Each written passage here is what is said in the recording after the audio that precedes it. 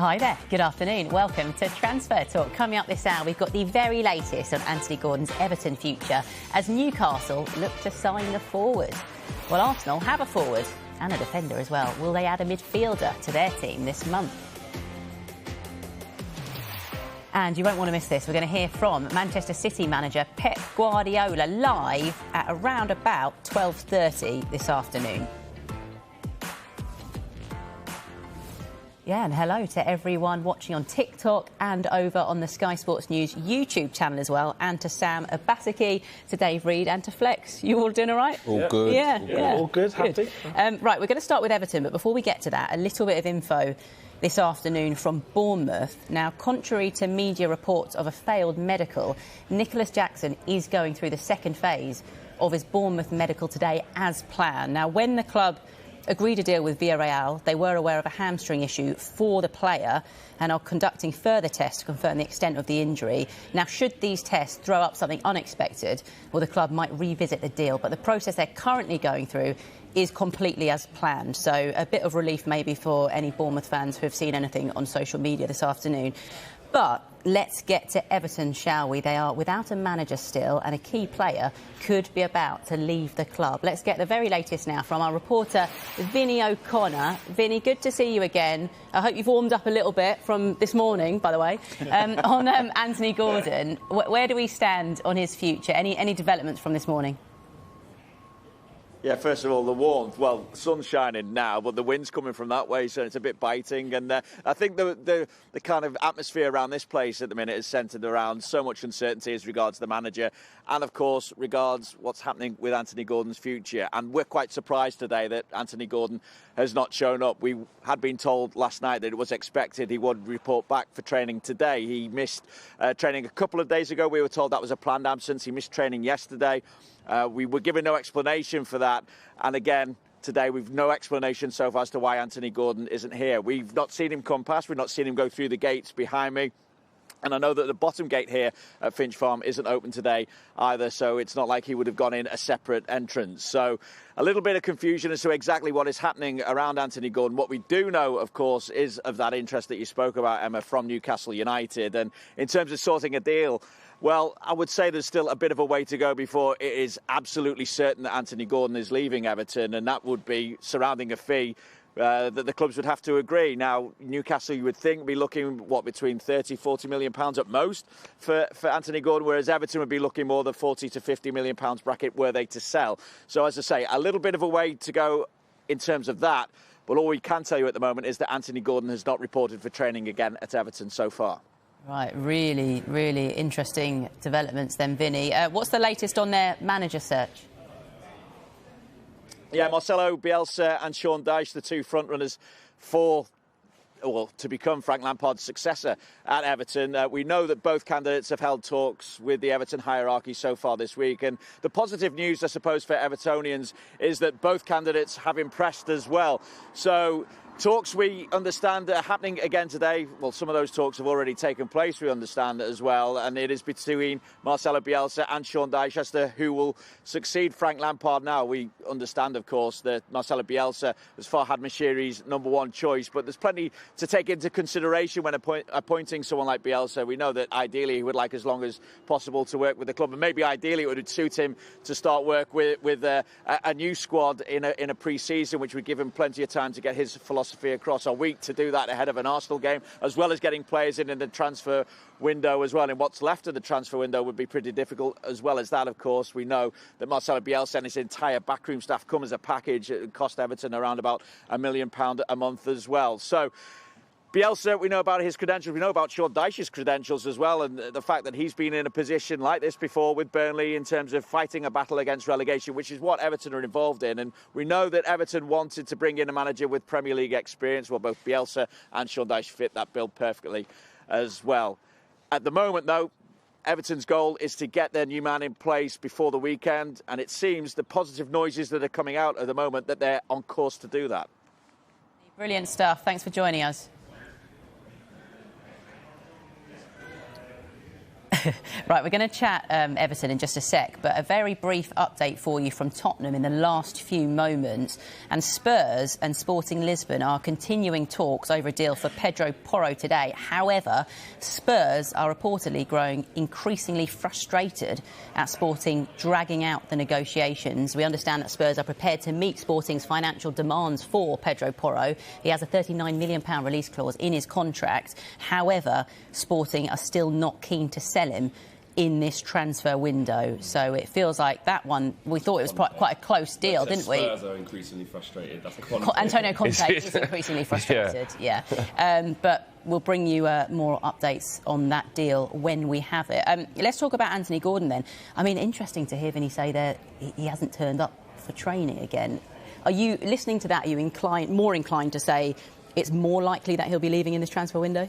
I think so. You don't want to really make too many assumptions off of things like that. There might be something that we've not heard, but at the same time, with that speculation and the fact that there was also speculation in the summer, that move didn't happen. Lampard played a big part in him staying at Everton. Lampard's gone now. There's so much uncertainty with the manager. A lot of the players don't really know what's going to happen, and they're in such a tough position in the league. And if you think about what he's done for Everton, last season he was one of their key players. This season, stats-wise, he hasn't been that great, but he's still a key performer in terms of the way he presses, the chances that he creates as well. I think he's only got 3 goals this season. I'm sure he would want to have more. And I think that Newcastle is a great step up for him. You know, he's not going to be in a team where he's going to be over-relied on. I know that they're playing Joe Linton out wide at the moment, but he's shown that he can play that position very well. So he's going to have to compete. I think he's looking for that step up, and I think Everton are in a position where it's not really going to help his career progression. Were you surprised hearing that he didn't turn up today? Yeah. Again, we don't know. Yeah, it's difficult when you don't know the complete facts, but it's a mighty coincidence considering what's going on. Considering there was an explanation firsthand, wasn't there? And then now there's 2 kind of unexplained absences. So that to me is a bit of a worry if you're an Everton fan, because, like I said earlier, I feel like he's someone that, if you're an Everton fan, you want that story, don't you, of remember when we were really up against relegation. You know, we kind of turned to our academy graduate. He stayed at the club during this time and we went forward. But, you know, obviously football doesn't always work like that. You don't always get that romantic story that we're all looking for, that Roy of the Rovers. You know, you don't always get that. And he's got a lot to weigh up. You know, he's done well in a short space of time. And then, you know, with how tough it's been at Everton in recent times, he hasn't been able to kick on as any player. You know, no player has really kicked on at Everton because it's been such a tough position for them. That's, I suppose, the Everton perspective. From the Newcastle perspective, I know you've been taking a little look at players, I suppose, who play his position at the moment and how he compares. Well, I guess the 2 main ones that you would look at, Alan Saint-Maximin and Miguel Almiron as well. There's a few stories around Alan Saint-Maximin. His situation, from what we know, is that AC Milan have been considering him as a potential alternative to Nicola Zaniolo. The fee, though, that Newcastle would ask for Saint-Maximin is significant, and the feeling is that AC Milan would struggle to reach that figure. You add to that the fact that Newcastle don't want to sell Alan Saint-Maximin as well. Although, interestingly, he hasn't started a game since August. I know he's had time out with injury, but he's not been relied upon from the start recently by Eddie Howe. That's his situation. The other one is Miguel Almiron, who really has gone from a Jack Grealish meme to one of the standout performers. Jack Grealish wants to be like him now. Exactly. And just comparing the 2, obviously you have to mention that, you know, Everton and Newcastle are having very, very different seasons. So the fact that Almiron has scored more goals, created more chances, and completed more dribbles, you have to put that, in some part anyway, down to that. But certainly that is one of the players that he will be competing with. He can play Gordon on the left and obviously on the right, and he has obviously played through the middle as well this season. But I think Newcastle fans will be looking for depth in that position. I think what's happened is the Chris Wood situation has maybe accelerated Newcastle's plans in this window. You know, Dan Ashworth has spoken before about if a player is available for the right price in this window, we will do the deal. So, having been a long-standing target for Newcastle, maybe they've seen the situation at Everton and thought we can go in here and maybe we can get a deal done for perhaps cheaper than what it would be in the summer, given all the chaos at Everton so far. Yeah. Are you surprised Newcastle haven't done anything yet? I think because we've talked about them over the past few windows, especially since the takeover, and said, you know, they haven't gone and splashed the cash. They've been fairly sensible, haven't they? They have, and that's why I'm not surprised that they're also having that same sort of due diligence in this window. Since the takeover, you can see here the type of signings that they've brought in. Alexander Isak, obviously at the top of that list. Bruno Guimaraes, who's been absolutely fantastic. They were chasing Sven Botman from the window before. Managed to get him. Chris Wood was the perfect kind of stopgap, and now he's obviously moved on. Kieran Trippier, I think, has been absolutely unreal for £15 million. Matt Targett, Dan Burn, Nick Pope. You know, these players have really come in and transformed Newcastle. But they've all been very meticulous signings. They haven't been, you know, extravagant signings for massive amount of money. And also, you don't want to upset a very settled team. I think the way that Eddie Howe has them playing, the way that the camaraderie is between the group, the way that they're all playing for each other, the way he's getting the maximum out of players. You said earlier on the show this morning that Eddie Howe makes players better. Look at Joe Willett. Look at Longstaff. Look at Joe Linton. I remember when Joe Linton... talk about a meme and stuff like that. It was, you know, all this money on a striker, doesn't really score much goals. What does he offer? Now look at him. He's one of the best midfielders in the league and playing multifunctional positions. So I'm not surprised that Newcastle haven't done anything yet, but I do anticipate that will change in the last few days of the window. I think this Anthony Gordon situation looks really... It's kind of weighing more in their favour the longer I look at this situation. And you see a lot of the teams in and around that situation that are challenging for those European spots. You know, Spurs, even Arsenal. Arsenal are top of the league, but we're talking about bringing in the depth. They have a brilliant opportunity to add to the squad that they have, and also tell the players that look at the project that we have right now. Our manager's great.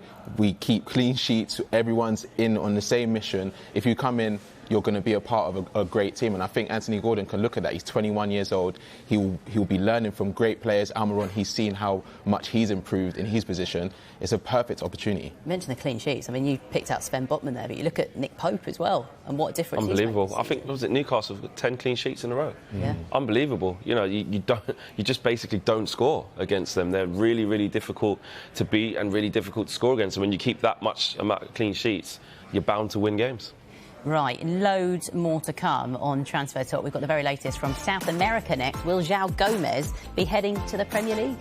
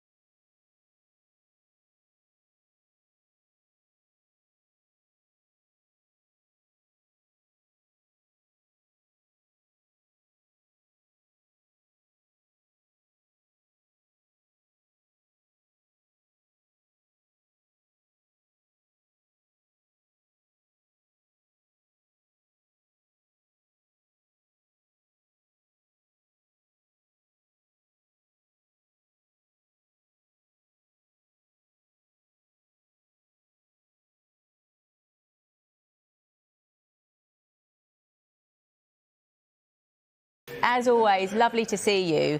We feel like the right place to start is with Marcelo Bielsa, Everton's #1 choice after Frank Lampard left the club earlier this week. But it kind of hangs in the balance at the moment, this one. What's your understanding from over there? Yeah, first of all, I'm just going to give you a quick masterclass in how to say Joelinton. Oh. If you start with Joel and not with Joe, it just falls into place. Joelinton. Good to know. Marcelo Bielsa. Now, I've got no inside track on what's happening here in the negotiations, but I've been watching him for a long time. If you'll just permit me to indulge myself by telling you an anecdote about him. When I first discovered him, it was Copa America of 1999. He's in charge of Argentina. His side have just lost 3-0 to Colombia. His centre-forward, Palermo, has missed 3 penalties, and Bielsa himself has been sent off.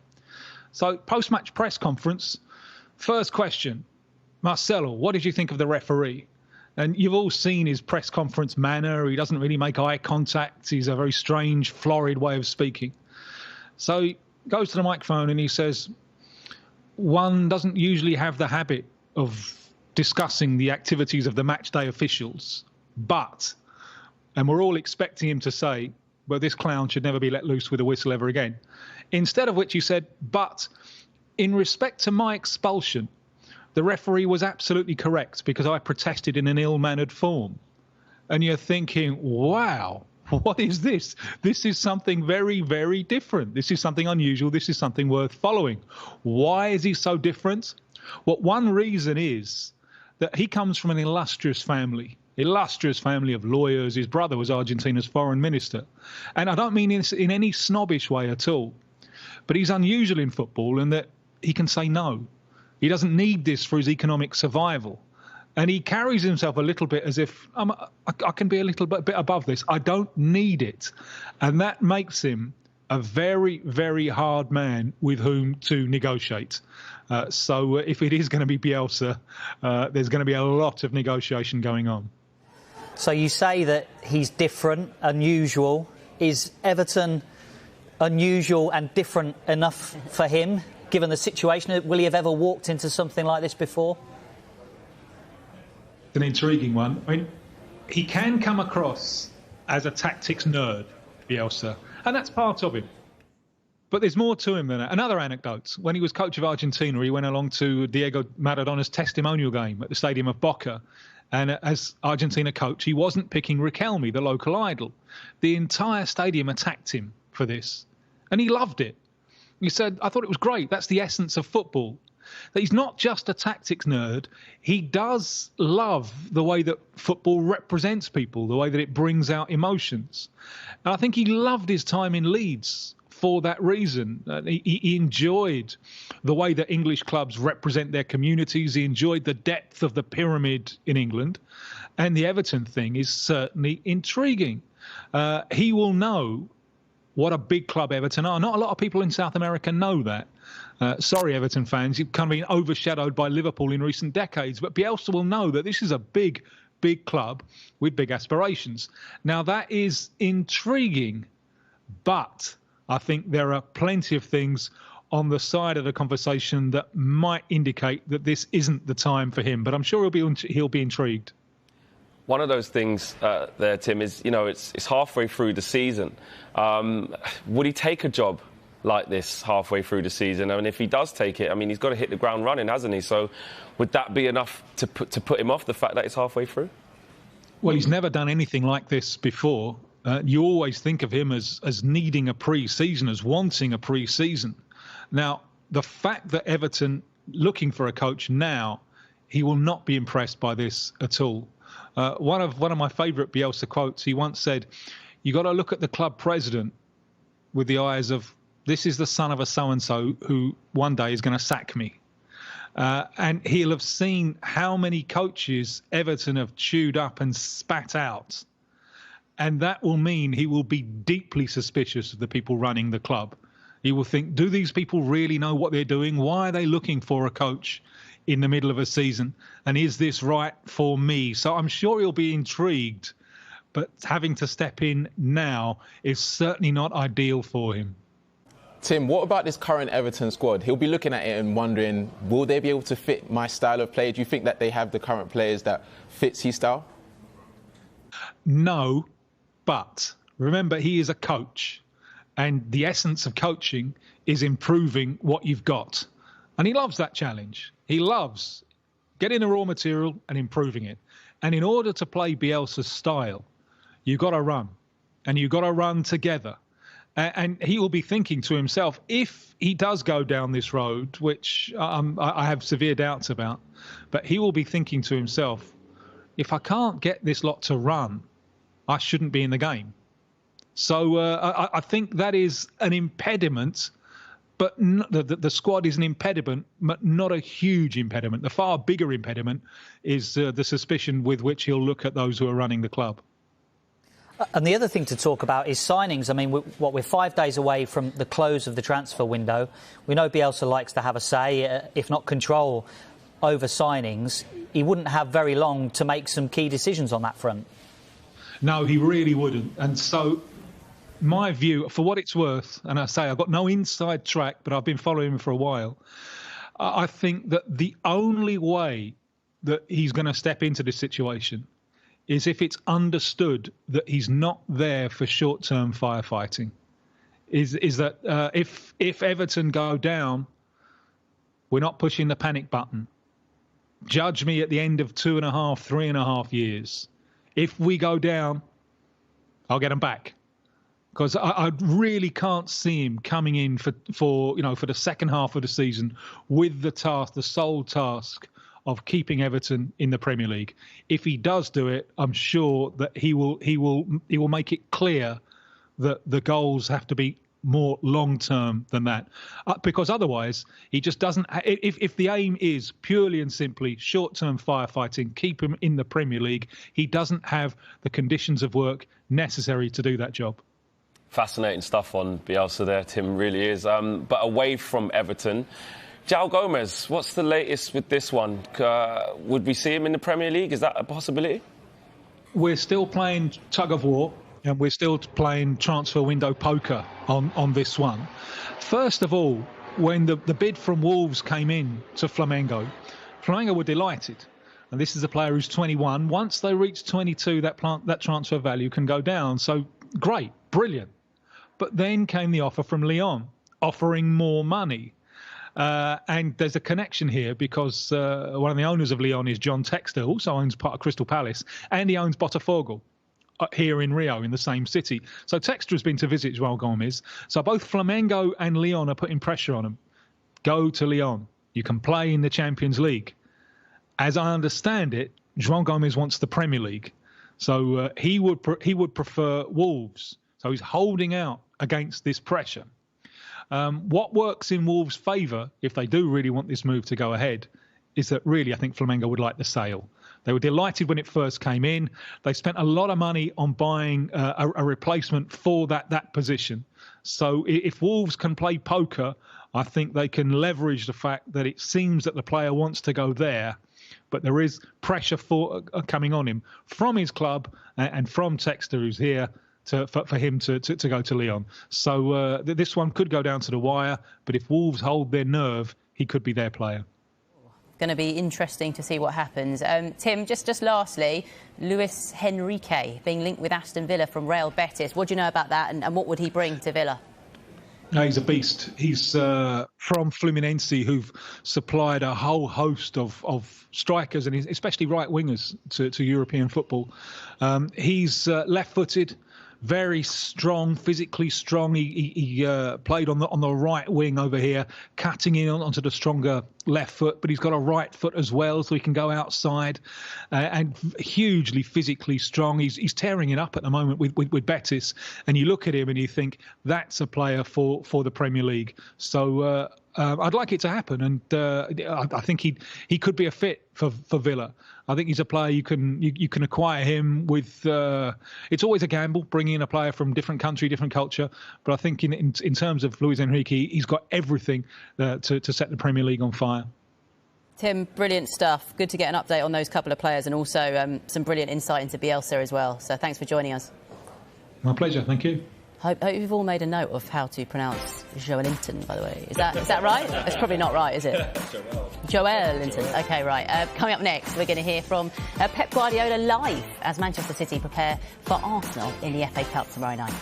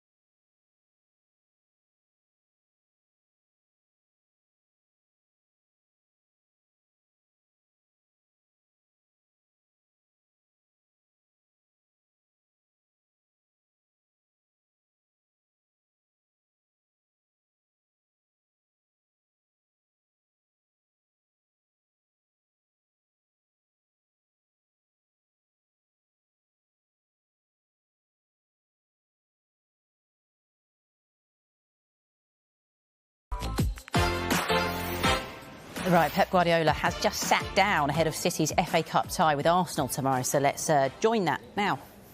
For Arsenal as well. So for the hierarchy, for the sport director, for the club, for the back in the bad moments, trust him, keep him, and rely on him. And all the decisions have made that it was internally, I guess, was not easy because important figures were dropped. And to do this, had to be the people above to you to support you, and that's happened, and that's why at the end you need time, you need investment, because they did it a lot, and the capability of the results are there. So, and it's a challenge for us, challenge them. So, and this is the deal for this season. I know you previously told us about letting Alexander Zinchenko and Gabriel Jesus go to Arsenal in the past, but given how much respect and how much you value Mikel Arteta as a coach and the direction you saw Arsenal going, has there been any times you've gone, oh, maybe we shouldn't have let them go to Arsenal, and maybe it wasn't the best decision? Why not? Because they are winning. My friend, it's easy going.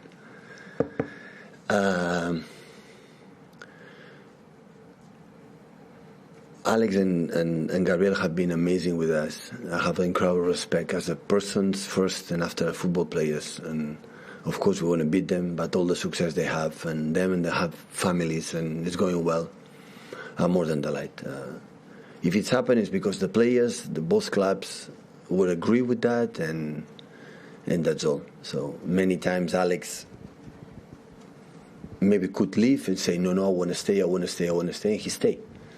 And this was not the case this case, and Gabriel the same, and we would agree because it's a lot of years and the new challenge and the clubs, the Arsenal wants him. It's happened in a natural way. So, and it's going well for them, congratulations. So you have to try to, to beat them and be close to them in the next weeks, tomorrow of course, in the next weeks and the season and the seasons in the future. Pep, why did you choose Mikel to come and work here? He didn't have any coaching experience at the time. What made you think that? Well, we were in touch before. I have Lorenzo Bonaventura, like he's maybe the closest friend because we started together first month in Barcelona, and he knows really well Mikel, and I knew him a little bit, but not much like Loren. And after we make a conversations, and he said, I would like to work together, and I can help you because I know the Premier League perfectly. I know all the managers. I remember that. The first game we played, I think, was against Sunderland, and we played against David Moyes. It was in that moment, now with him, and I said, I know him quite well, I was in Everton, he do this, he do that, the strategies, the pieces, and after, the 15 minutes, half an hour, and more than that, I said, yeah, he's the man, he's the guy, he can help me to anticipate. At the end of the Premier League, you have to know him sooner or later, but if you have someone anticipate the knowledge about what does it mean going to a Stoke City away or go to, every stadium, a guy who has been many years here, a part of that, so we start to go together, and as I said, I don't know what was my part on him, but his influence on me was great, was massive, was so important to become a better manager. What was the relationship like? Because you were his boss. Clearly, he become a manager and has become a manager. But how did the dynamic work? Was he brave enough to tell you when he thought you were wrong, or I said many times to the players, all my staff, because I had many assistant coaches since I arrived, that I don't want anyone who want to be with me. So, and I felt that as soon one team could, offer him to be a manager, he will leave. So he could, I think, happen years before, 1 or 2 years before. It didn't happen what happened, and I'm not a guy to say, no, you have to stay with me. So everyone has dreams. Everyone has. And I know he went to the team, his club, the team he dreams of. So he's, I think, a supporter for Marcelo, for the fact he played as a captain there and he loves the club. I remember that when we were together here, when we scored a lot of goals with our opponents, always he jumped and celebrated, except one team. In one team, every time I scored a goal, I jumped, come back, he was sitting there. It was Arsenal. So in that moment, I said, oh, that guy likes Arsenal, and yeah, it's what it is. So it's like me. I'm training here, wherever, assistant coach in Barcelona called me. I will go to Barcelona. It's my club, So, and that I'm not the person to say, no, you stay here with me, have a contract, you have to stay with us because I know it. So people have to fly when he believes it's the best for them. And the players, I said many times. So they are not happy, they have to leave because the life is too short, especially for the players, to spend time in a place like you believe treat you bad, or it's a bad place, or you don't like it, or whatever. So, what it is. Yeah, for City fans, I don't think he was saying that if he got a call from Barcelona right now, he'd be going there. No. End of the season, No. I think he was. I'm pretty sure he was saying, if I was an assistant somewhere and Barcelona called.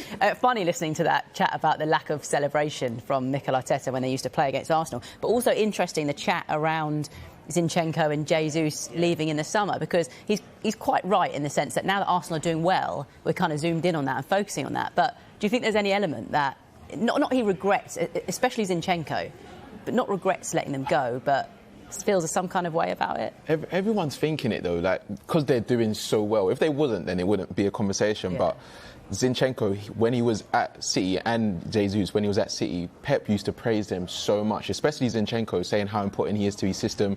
Now you're seeing him at Arsenal and how well he's doing. He probably expected this wherever he would have gone, and it just ended up being Arsenal. And Zinchenko's an interesting one, because he could have left earlier. Wolves had agreed a fee. August 2018, when Nuno was in charge of Wolves, they'd agreed a fee to take him to Wolves. His career trajectory could have been so different. Yeah. I think Wolves even went as far as booking the medical for that. And then Alexander Zinchenko went, actually, I think I'd like to stay with Manchester City. And at that point, he was more of a bit part player.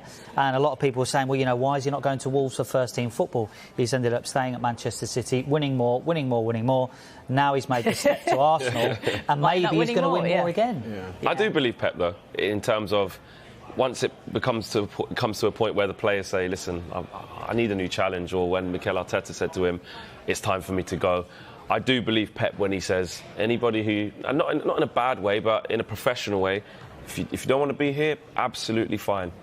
Off you go. He's got a fantastic track record of keep rebuilding, keep getting in a different replacement, and keeping Manchester City fighting on all fronts. It's pretty much every season since he's been here, in some way or another. So, of course, footballing ways, it will hurt. Of course it will hurt. They're not the same, but he'll find a way. And it comes in with the net spend as well. You know, Manchester City sold Jesus, sold Zinchenko, and that enables them to fund other positions on the pitch that they wanted to strengthen. So it all works in different ways on the cycle. My only thing is, where do you draw the line? Because, see, with Gundogan, his contract ends in the summer.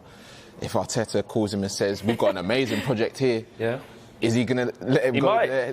And then Pep will go and get someone else who supersedes in that position. And now Mikel Arteta is a genuine rival to him. It does enhance the dynamic, to be fair.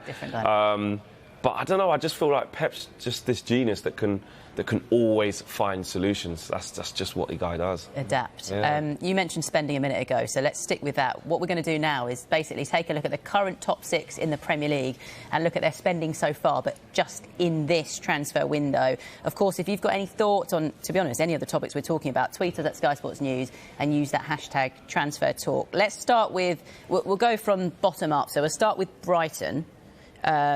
And take a look at, well, these are all the top six in their spending. But, Dave, you've been looking at Brighton and Spurs. Yeah, I mean, look, Brighton's recruitment model, you just can't argue with it.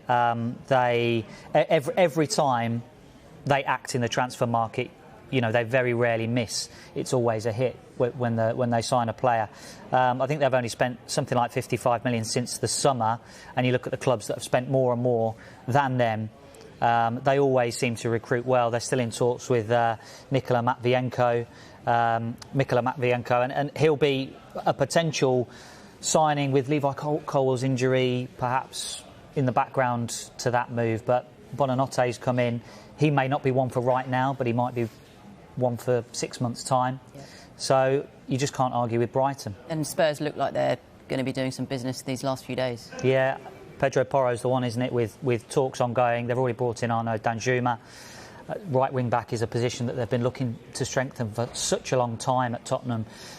It'd be interesting. I think Sporting Lisbon have got a cup final at the weekend, whether they want him to stay for that, and then the move will accelerate following that game into the early part of next week, with not much time to spare. So Tottenham last January did the deals to get them into Champions League football.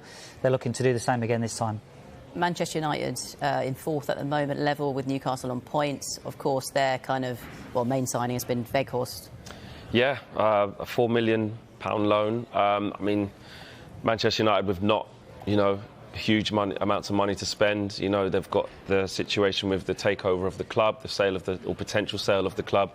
That's been lingering. Spent an awful lot in the summer as well, and Manchester United made it very clear that they're looking to do more business in the summer, and it was going to be a fairly quiet window. But albeit a signing that actually Manchester United really needed, that striker position. Obviously, Wout Weghorst getting off the mark last night against Nottingham Forest, but with the situation with Anthony Martial just not being available through fitness and form, etc., and obviously the situation with Ronaldo, it really did leave Manchester United short.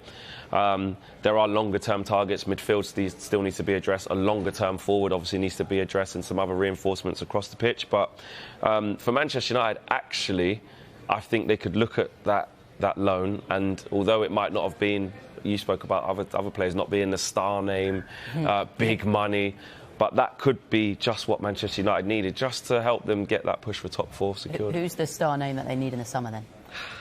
Is it going to be a Harry Kane? Is it going to be a Victor Osimhen? Yeah. Those types of players for sure. Another ball-carrying midfielder. Manchester United, chased Frenkie de Jong for so long. Don't want to say that name. Chased him for so long. But a player of that ilk, Christian Eriksen's come in on a free and done fantastically well, but in the latter stages of games can fade and doesn't have that ability to travel with the ball. So yeah, definitely reinforcement needed in the longer term, but that definitely helps them. What about Newcastle then? Because you were talking about them earlier on in the show. Haven't made any signings yet, but of course they want to push. They want to try and make the top 4. Yeah, I just think they're going to be just really meticulous about what they do. They're not going to be rushed into anything.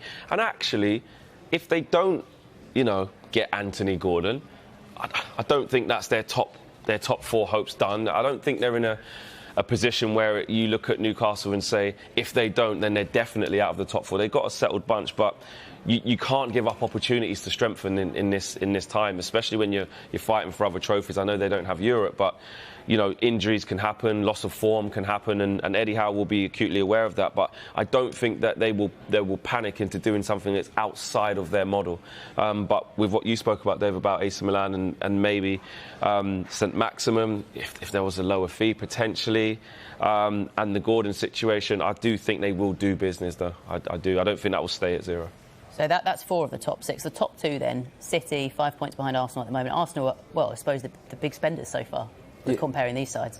I think City are the only team in the top 6 that don't have to do any business. If you look at their team, the squad depth that they have already, they are in a very good position, and they're bringing through youth as well. We've seen how well Rico Lewis is doing. We've seen how well Palmer is doing at the moment as well. I think they have made one sign-in. He's a very young midfielder.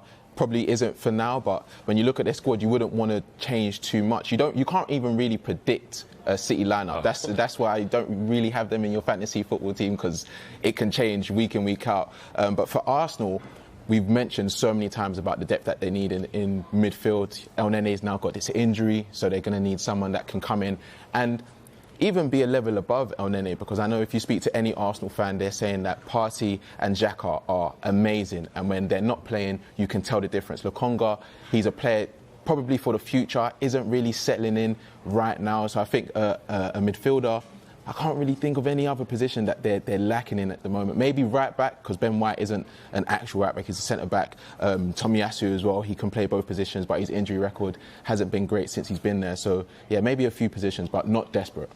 Hurts you not seeing Chelsea in that top 6. Yeah, we don't have to do that. I was going to say, why didn't you ask about that? I know. Don't worry about that, man. Too much to talk about. All right, plenty still to come on Transfer Shop. The latest from Tottenham and Leicester on the way for you.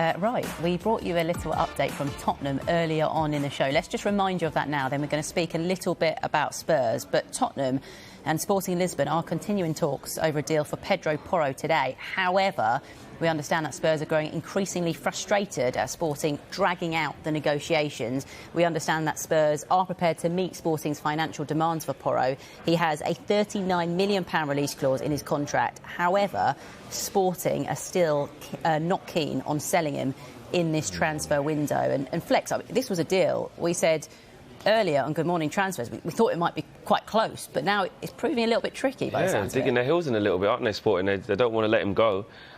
He's definitely something or a type of player that Antonio Conte is absolutely desperate to have. I mean, you look at some of the attributes he possesses. He's direct, he's quick, he's got a great right foot, he's got a good shot on him, good deliveries. 97 appearances for Sporting, 12 goals in that time, and 20 assists. A really attacking fullback. And Conte has not been shy, like he's not shy of saying how he feels about anything, about talking about the lack of quality in that era. I remember a scathing press conference, or post-match press conference, I think it was, talking about Doherty. And I think he said, do you think I want to lose? Or something along those lines. I remember thinking, wow, if you're Doherty, how does that make you feel at the time? So, yeah, interesting for them. Especially for Spurs fans, you must just be watching this and hearing this and thinking, this is frustrating for us. Yeah, definitely. And it's a position that Conte relies on a lot. He relies on his wing-backs to get involved in how they defend and how they attack as well. And I think that's something that he's really been missing at Spurs. You can watch them play. If you speak to Spurs fans, they're not happy with how they're playing week in, week out. Yes, they're getting the results, but they obviously want to enjoy the football that they're playing as well. And I think this also has a domino effect on so many other moving parts with players outside of Spurs, players in Spurs that aren't getting minutes as well, so they'll definitely want to get it done as soon as possible. Do you feel like this window is a little bit of a turning point for Spurs? You'd like to think so, in terms of the track record of bringing in players in January. You rewind back to this time last year when they brought in Bentancur and Kulusevski, literally transformed their season, and Conte has kind of proved that, OK, fair enough, the summer window, well, we didn't get that summer, but, this summer window might not have brought them to where they wanted to be stylistically, but in terms of where they are in the league, they're still within touch and distance of achieving what their aim is, which is to sustain themselves within the top four and push on. So I think if you're a Spurs fan, the fact that they're linked with these players now and Danjuma, etc., that helps. That helps for sure. Right, we've got a few minutes left on the show, so we're just going to move on to Leicester. And Brendan Rodgers wants a winger and a defender in at the club. We understand they are interested in the Leeds winger, Jack Harrison, although Leeds do not want to sell him. Dave, would this be a good fit? Well, Jack Harrison, from what we know... Sorry, I thought there was going to be an end to the question. I think from Jack Harrison's point of view, from what we're told anyway, he has no aspirations as it stands to leave Ellen Road. He's got 18 months left on his contract. Jesse Marsh has spoken before about wanting to get that extended. You've also got to consider that Leicester and Leeds are in similar... Well, they're locked together, aren't they, in the Premier League table? So do they want to sell to a relegation rival? I think from Leicester's point of view, they've been looking for a left-footed right winger. Jack Harrison fits that bill. He can play left or right, and even for Leeds this season, he's played a little bit through the middle as well. So he offers options for Brendan Rodgers. From Leeds' point of view, they'll be desperate to keep hold of Jack Harrison. They've been looking at lots of options on that wing as well, Leicester, in this transfer window. Another winger that they are interested in is Tete. Leicester in talks with both Shakhtar Donetsk and Lyon over a potential deal for the Brazilian winger. But the complexity of the deal could be a bit of a stumbling block. And this, I mean, we've seen this already in this transfer window with Wout Weghorst when he was on loan somewhere else, and it's just not a straightforward deal, that, is it? It's not always a straightforward deal when you've got like a triangle or a trio of clubs with a player currently on loan at one. How do you compensate the team that expected to have him for the rest of this season? They need to find a replacement, and obviously the parent club then wants a solution as well in terms of renegotiating another loan fee. If it's a bigger club or a club with more money, then they're going to say, OK, well, fair enough. We know you're desperate for this player now, and also the player that's currently on loan, in this case Tete, saying to Leon that actually I want this move. So now they need to go and find a replacement. So not a straightforward one to be done, but Brendan Rodgers needs players bad. And Shakhtar, they know how to negotiate, as we've seen in this transfer window. So they will only do it if it's right for them. Just very briefly, you mentioned a domino effect a minute ago. We were talking about something else. What would that mean for the likes of Ayoze Perez? I think it will mean that his future at Leicester is almost confirmed. His contract ends in the summer. You wouldn't imagine that he's actually got over 100 appearances for Leicester. This season's played 13 times, 1 goal, 1 assist. It just hasn't worked out for him, so he'll probably be looking for his next move. Right, brilliant stuff, guys. Good couple of shows. Good stuff. Yeah, strong stuff. Right, well, Good Morning Transfers is back tomorrow morning at 9 o'clock every weekday, of course. And Transfer Talk, this show, is back tomorrow at midday as well. Later on this evening, with Carvey and Darmesh, we've got the Transfer Show. That is live at 5 o'clock and 7 o'clock. But coming up next here on Sky Sports News, loads more from Pep Guardiola, all about that relationship with Mikel Arteta. And there's the latest on Anthony Gordon's future at Everton as well.